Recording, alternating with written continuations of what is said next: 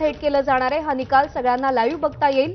निकालाचं थेट वाचन हे थेट प्रक्षेपित केलं जाणार असल्याची माहिती मिळते।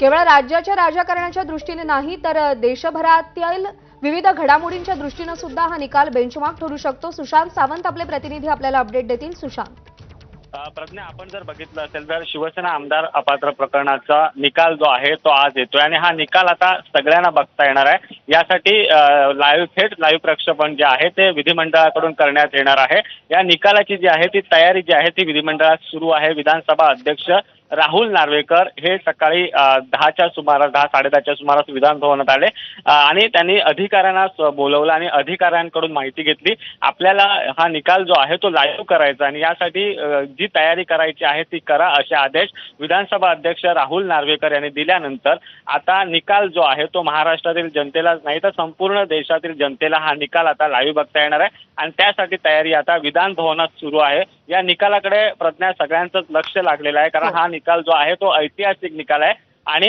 या निकालाचे दाखले जे आहेत ते भविष्यात दिले जातील आणि याचमुळे कुठेतरी आता विधान भवनाकडून देखील लाईव्ह प्रक्षेपण थेट प्रक्षेपणाची व्यवस्था करण्यात आलेली आहे। प्रज्ञा, सुशांत, धन्यवाद दिलेल्या अपडेटसाठी।